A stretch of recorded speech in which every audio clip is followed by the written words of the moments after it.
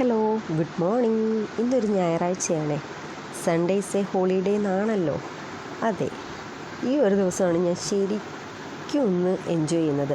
അതായത് കുറച്ച് നേരം കിടന്നുറങ്ങാൻ പറ്റുന്നത് ഈ ഞായറാഴ്ച മാത്രമാണ് കേട്ടോ. കാരണം ബാക്കി എല്ലാ ദിവസവും ഹസ്ബൻഡിന് ഓഫീസിൽ പോകേണ്ടതുകൊണ്ട് ഫുഡൊക്കെ ഉണ്ടാക്കാനായിട്ട് നേരത്തെ എഴുന്നേൽക്കേണ്ടി വരും. അപ്പോൾ ഞായറാഴ്ച ദിവസം ഞാൻ എന്തൊക്കെ പറഞ്ഞാലും ഒത്തിരി ലേറ്റായിട്ട് എഴുന്നേൽക്കത്തുള്ളൂ കേട്ടോ. അപ്പം രാവിലെ എഴുന്നേറ്റ് വന്നപ്പോൾ തന്നെ കതക് തുറന്നപ്പോൾ നല്ല മഴ പെയ്തേക്കുന്ന ലക്ഷണം കണ്ടു. ഞാൻ എൻ്റെ പൂന്തോട്ടത്തിലേക്കൊന്ന് വന്നു കേട്ടോ. പൂന്തോട്ടം എന്ന് പറഞ്ഞിട്ട് നിങ്ങൾ അയ്യേ എന്ന് പറയണ്ട, എൻ്റെ പൂന്തോട്ടം തന്നെയാണ്. നേരത്തെ ഇതിനകത്ത് കുറേ ചെടികളുണ്ടായിരുന്നു കേട്ടോ, പൂക്കളുള്ള. നമ്മുടെ കുഞ്ഞിക്കിളിയുടെ പ്രഗ്നൻസി ടൈമിൽ എനിക്ക് ഒട്ടും വയ്യായിരുന്നു. അപ്പോൾ ആ സമയത്തൊന്നും അത് ശ്രദ്ധിക്കാൻ പറ്റാതെ എല്ലാം നശിച്ചു പോയി. പിന്നെ ഞാൻ വീണ്ടും ഒന്നേന്ന് തുടങ്ങുന്നതാണ്. നമ്മുടെ റോസിനകത്തൊക്കെ മൊട്ടിട്ടിട്ടുണ്ട്. അതേണ്ടേ പറമ്പിലെല്ലാം നോക്കുമ്പോൾ അരിക്കൂണ് പിടിച്ച് നിൽപ്പുണ്ട്. തലേന്ന് രാത്രി നല്ല ഇടിയുണ്ടായിരുന്നു, അതുകൊണ്ട് പറമ്പിലെല്ലാം അരിക്കൂണിങ്ങനെ കിളിർത്ത് വന്ന് നിൽപ്പുണ്ട്. ഇതാണ്ട് ഈ ചെടി കണ്ടില്ലേ, രാമതുളസി എന്നാണ് പറയുന്നത് കേട്ടോ. നല്ല മണമാണ് ഇതിൻ്റെ ഇലയ്ക്ക്. നിങ്ങൾ കണ്ടിട്ടുണ്ടോ? ഇത് ഭയങ്കര മണമാണ് കേട്ടോ. ഞാൻ വീട്ടിൽ നിന്നൊരു കമ്പ് കൊണ്ടുവന്ന് വെച്ചതാണ്. അപ്പോൾ പൂന്തോട്ടത്തിലൊക്കെ ഒന്ന് നടന്ന് അവിടേക്ക് ഒന്ന് ചുറ്റിക്കറങ്ങി നടന്ന് മുറ്റമൊക്കെ ഒന്ന് അടിച്ചു വാരിയതിന് ശേഷം ഞാൻ നേരെ അടുക്കളയിലേക്ക് വന്നിട്ടുണ്ട്. കാരണം എഴുന്നേൽക്കാൻ ഒരുപാട് ലേറ്റായതാണ്. അപ്പം ഇനിയിപ്പോൾ ഹസ്ബൻഡും കുഞ്ഞുങ്ങളൊക്കെ എഴുന്നേറ്റ് വരുമ്പോഴത്തേക്ക് അവർ ഫുഡ് കഴിക്കും. രാവിലെ കാപ്പി കൊടുക്കണമല്ലോ. അപ്പോൾ അതിന് വേണ്ടിയിട്ടുള്ള തയ്യാറെടുപ്പാണ്. രാവിലെ എളുപ്പപ്പടിക്ക് ഞാൻ ദോശയും ചമ്മന്തിയാക്കാമെന്ന് കരുതി കേട്ടോ. അങ്ങനെ വലിയ കാര്യമായിട്ടൊന്നുമില്ല. കുറച്ച് തേങ്ങയും മുളകും ഉള്ളിയും ഒരു ശകലം മുളക് പൊടിയും കൂടെ ചേർത്തിട്ട് ഒന്ന് അരച്ചെടുത്ത് കേട്ടോ. എന്നിട്ട് കടുക് പൊട്ടിച്ചിട്ടാൽ നമ്മുടെ ചമ്മന്തി റെഡിയായി. എളുപ്പമാണല്ലോ അല്ലേ. പിന്നെ ദോശ ചുടുന്ന പാടേയുള്ളൂ. ദോശ അവർ എഴുന്നേറ്റ് വരുമ്പോഴത്തേക്ക് ചുട്ടാൽ മതി. കാരണം ചൂടോടെ കഴിക്കാനാണ് ഇവിടെ എല്ലാവർക്കും ഇഷ്ടം. അപ്പം ചൂടോടെ ദോശ ചൂടാം. അപ്പം ഞാൻ രണ്ട് ചമ്മന്തിയുടെ കടുകൊക്കെ ഒന്ന് പൊട്ടിച്ചൊന്ന് ചൂടാക്കാനായിട്ട് വെച്ചിട്ടുണ്ട്. അതിനിടയിൽ ഞാൻ മറ്റു കുറച്ച് പണികളും കൂടെ ചെയ്യുന്നുണ്ട് കേട്ടോ. അത് ഒറ്റ രീതിയിൽ നമുക്ക് ഫോക്കസ് ചെയ്യാൻ പറ്റാത്തതുകൊണ്ട് വീഡിയോ അങ്ങനെ എടുക്കാത്തതാണ്. കുറച്ച് അടുക്കിപ്പുറത്തും അങ്ങനെ കുറച്ച് കാര്യങ്ങളൊക്കെ ഉണ്ടല്ലോ. അപ്പോൾ അതൊക്കെ ഒന്ന് ക്ലിയർ ചെയ്യുന്നുണ്ട്. അപ്പോഴത്തേക്ക് കണ്ട് ഹസ്ബൻഡും കുഞ്ഞുങ്ങളൊക്കെ എഴുന്നേറ്റിട്ടുണ്ടായിരുന്നു. അപ്പോൾ അവർക്കുള്ള ദോശയൊക്കെ ചുടാൻ വേണ്ടിയിട്ട് ചൂടോടെ ചുട്ട് കൊടുക്കണമല്ലോ. അവർ ബ്രഷ് ചെയ്യുന്ന ടൈം കൊണ്ട് നമുക്ക് ദോശയൊക്കെ ചുട്ടെടുക്കണം കേട്ടോ. അങ്ങനെ ദോശയൊക്കെ ചുട്ടെടുത്ത് വെച്ച് കഴിഞ്ഞാൽ പിന്നെ നമുക്കുള്ള പരിപാടി എന്ന് പറയുന്നത് ഉച്ചക്കലത്തേക്കുള്ള ലഞ്ചിനാണ്. ഇങ്ങനെയാണല്ലേ ഓരോ ദിവസവും പോകുന്നത്. രാവിലെ എഴുന്നേൽക്കുക, ബ്രേക്ക്ഫാസ്റ്റ് ഉണ്ടാക്കുക, പിന്നെ കഴിക്കുക, പിന്നെ ഉച്ചക്കലത്തേക്ക് ലഞ്ച് ഉണ്ടാക്കുക. എന്തൊക്കെയോ ചുമ്മാതെ ഓരോ ദിവസം ഞാനെങ്ങനെയാണ് തള്ളി നീക്കുന്നത്.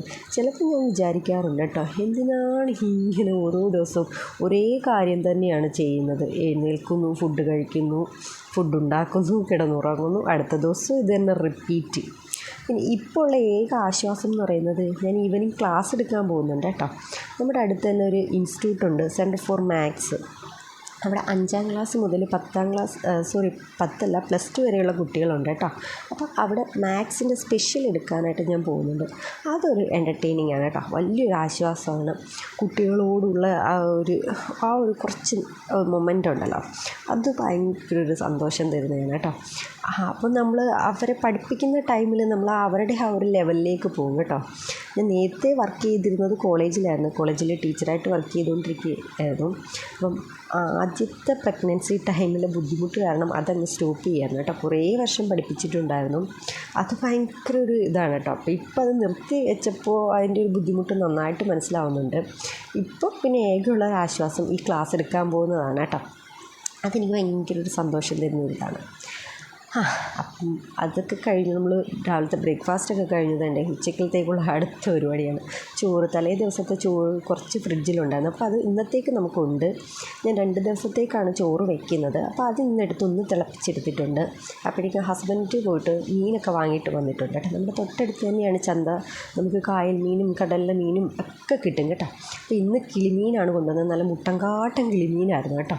അപ്പോൾ ഞാൻ അതൊക്കെ ഒന്ന് വെട്ടിയെടുത്ത് വെച്ചിട്ടുണ്ട്. ഇത് നമുക്ക് ഒരാഴ്ചത്തേക്കുള്ള മീനാണ് കേട്ടോ. ഞാൻ 2 മീനൊക്കെ വെച്ചിട്ടാണ് ഒരു ദിവസം എടുക്കുന്നത്. എന്നെ എല്ലാവരും പിശുക്കി എന്നൊക്കെ പറയും.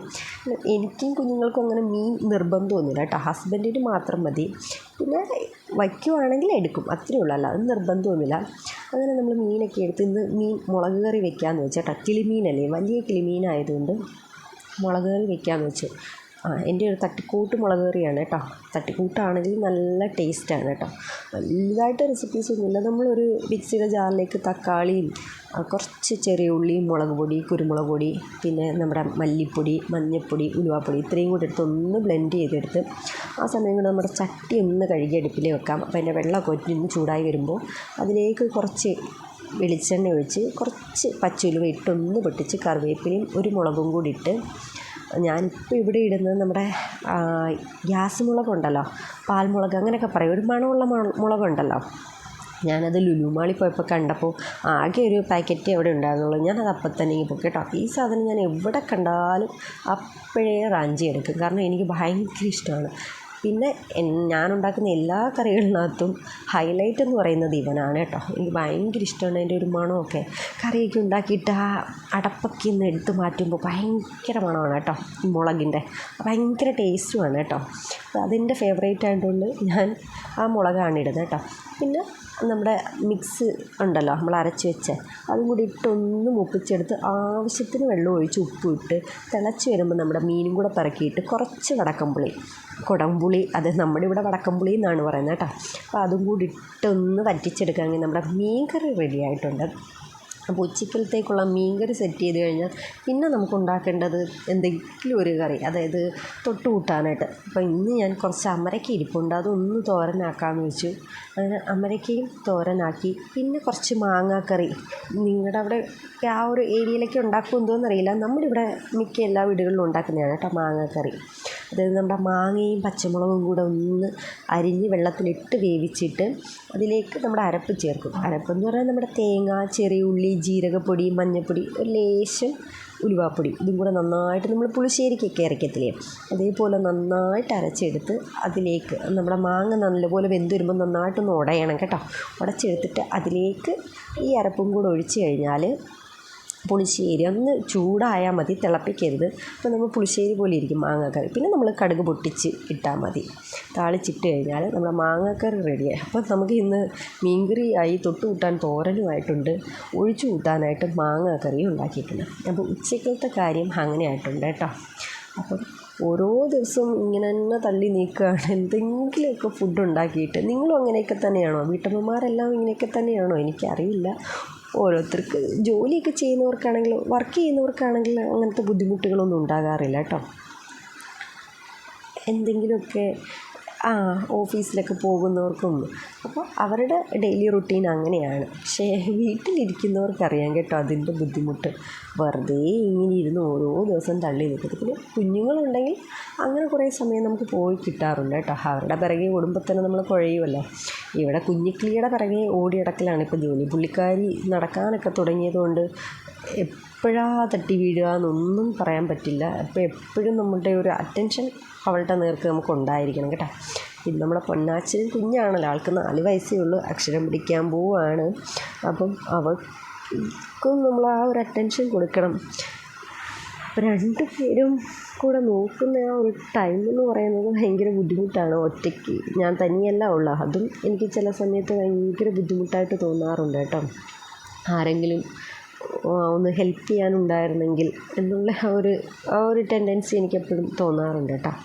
പിന്നെയും അവൾക്കിപ്പോൾ 1 വയസ്സ് കഴിഞ്ഞല്ലോ. ചില സമയത്തൊക്കെ ഒന്ന് ബാക്കിലേക്ക് തിരിഞ്ഞു നോക്കുമ്പം എനിക്കും അത്ഭുതമാണ് കേട്ടോ. ഈ ഒരു ടൈം വരെ ഞാൻ ഇങ്ങനെ കൊണ്ടുവന്നു, മറ്റൊരാളുടെ ഹെൽപ്പില്ലാതെ ഇത്രയും വരെ ആയല്ലോ എന്നൊക്കെ ഓർക്കുമ്പോൾ എനിക്ക് എന്തൊക്കെയോ ഞാൻ നേടിയെന്നുള്ള ഒരിത് വരും കേട്ടോ.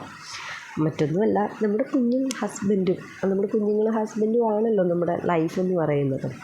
അപ്പോൾ ഇവിടെ ഞങ്ങൾ മാത്രമേ ഉള്ളൂ. ഹസ്ബൻഡ് വർക്ക് ചെയ്യുന്നത് കൊല്ലത്താണ്, സോയിൽ കൺസർവേഷൻ ഡിപ്പാർട്ട്മെൻറ്റിലാണ്. പുള്ളിക്കാരൻ രാവിലെ പോയിട്ട് വൈകുന്നേരം വരുമ്പോഴേക്കും ഞാൻ കുഞ്ഞുങ്ങളെ വീട്ടിൽ കൊണ്ടാക്കിയിട്ട് ഓഫീസിലല്ല ക്ലാസ് എടുക്കാൻ പോയിട്ടുണ്ടായി കേട്ടോ. നല്ല സന്ധ്യയൊക്കെ കഴിഞ്ഞിട്ടാണ് വരുന്നത്. അപ്പോൾ അങ്ങനെ ഉച്ചക്കലത്തെ പരിപാടിയൊക്കെ കഴിഞ്ഞ് ഞാൻ ഫുഡ് കഴിക്കുമ്പോഴത്തേക്ക് ഏകദേശം ഒരു 3:30-3:45 കേട്ടോ. കാരണം എൻ്റെ കുഞ്ഞിക്കിളി ഉറങ്ങുന്ന ടൈമിൽ വേണം എനിക്ക് ബാക്കി ജോലികൾ തീർക്കാനായിട്ട്. അങ്ങനെ ഫുഡൊക്കെ കഴിഞ്ഞു രാത്രിയപ്പോൾ ഞാൻ പറഞ്ഞില്ലേ ഇന്ന് ഞായറാഴ്ചയാണ്, അതായത് ദീപാവലിയുടെ തലേ ദിവസമാണ്. അപ്പം നമ്മുടെ ഈ ഒരു സ്ഥലത്ത് ദീപാവലിയുടെ തലേ ദിവസം നമ്മൾ തെരളി ഉണ്ടാക്കും കേട്ടോ. തെരളി നമ്മുടെ വയനയിലയിൽ ഉണ്ടാക്കുന്നത്, വയനയപ്പം അങ്ങനെയൊക്കെ പറയും. ദീപാവലിക്ക് നമ്മൾ രാവിലെ ബ്രേക്ക്ഫാസ്റ്റിൻ്റെ കൂടെ ഈ തെരളിയും കൂടാണ് കഴിക്കുന്നത് കേട്ടോ. അപ്പം അതിന് വേണ്ടിയിട്ട് ദാണ്ട് കുഞ്ഞിക്കിളിയാണ് എൻ്റെ കയ്യിലിരിക്കുന്നത്. ഭയങ്കര ബുദ്ധിമുട്ടാണ്, അവൾ താഴെ ഇരിക്കുന്നേ ഉണ്ടായിരുന്നില്ല. അപ്പം തെരളിയൊക്കെ ഞാൻ ഉണ്ടാക്കി, രാത്രിയിൽ ഉണ്ടാക്കി വെക്കാമെങ്കിൽ രാവിലെ ബുദ്ധിമുട്ടില്ലല്ലോ. അപ്പം രാത്രി ഏതാണ്ട് ഒരു 10:30 മണിയൊക്കെ ആയിട്ടുണ്ട്. അങ്ങനെ തെരളിയൊക്കെ നമ്മുടെ ഇഡലിക്കുട്ടുകളുണ്ടല്ലോ, ഇഡലിപ്പാത്രത്തിനകത്ത് വെച്ച് ആവിയൊക്കെയാണ്. നമ്മുടെ വീടിനോട് ചേർന്ന് തൊട്ടടുത്ത് തന്നെ റിസോർട്ടാണ് കേട്ടോ. അവിടെ അപ്പം എന്താണ്ട് കമ്പമൊക്കെ പൊട്ടിക്കുകയാണ്. കുഞ്ഞിക്കിളി ഉറങ്ങിയിട്ടുണ്ടായിരുന്നു, ഞാനും പൊന്നാച്ചനും കൂടെ ഇറങ്ങി നിന്ന് ഈ കമ്പമൊക്കെ കാണുകയാണ് കേട്ടോ. അപ്പം ഞാൻ സാധാരണ ദീപാവലിക്ക് കുറേയധികം സ്വീറ്റ്സ് എന്തെങ്കിലും ഉണ്ടാക്കാറുണ്ട്. ഈ തെരളി നമ്മളിവിടെ മസ്റ്റാണ്, എല്ലാ വീടുകളിലും ഉണ്ടാക്കുന്നതാണ്. അപ്പോൾ ഇന്ന് എന്തെങ്കിലും പ്രത്യേകിച്ച് വേറൊന്നും കൂടെ ചെയ്യണമല്ലോ എന്ന് വിചാരിച്ചിട്ട് തെരളി മാത്രം ചെയ്താൽ പോരാന്ന് കരുതിയിട്ട് ഞാൻ കുറച്ച് ലഡുവും കൂടെ ഉണ്ടാക്കിയിട്ടുണ്ട്. ഒരുപാടൊന്നും ഉണ്ടാക്കാൻ പറ്റിയില്ല, കാരണം അവൾ ഉറങ്ങുന്ന ടൈമിൽ വേണം. വളരെ കുറച്ച് 10-11 എണ്ണമേ ഉണ്ടാക്കിയിട്ടുണ്ടായിരുന്നുള്ളൂ. അപ്പോൾ വേണ്ടേ ഇത് ഉണ്ടാക്കുന്ന ബാക്കിയൊന്നും എനിക്ക് എടുക്കാൻ പറ്റില്ല, കാരണം അവൾ ഉറങ്ങുന്ന ആ ഒരു സമയത്ത് എങ്ങനെയെങ്കിലും ഉണ്ടാക്കി തീർക്കുക എന്നുള്ളത് മാത്രമാണ് എൻ്റെ ലക്ഷ്യം. ആ ഒരു ടൈമിൽ വേണ്ട ഞാൻ ലഡുവൊക്കെ മിക്സ് ചെയ്ത് വെച്ചിട്ടുണ്ടായിരുന്നു. ഇനി എൻ്റെ ചൂടാറുന്നതിന് മുമ്പൊന്ന് ബോൾസാക്കി എടുക്കാം. അപ്പം വേണ്ട രാത്രിയിൽ ഹസ്ബൻഡ് വന്നപ്പോഴത്തേക്ക് 11:30 കഴിഞ്ഞിട്ടുണ്ടായിരുന്നു കേട്ടോ. അപ്പോഴാണ് നമ്മുടെ വീട്ടിലെ ദീപാവലിയുടെ ആഘോഷം, പടക്കം പൊട്ടിക്കലും കമ്പിത്തിരിയൊക്കെ.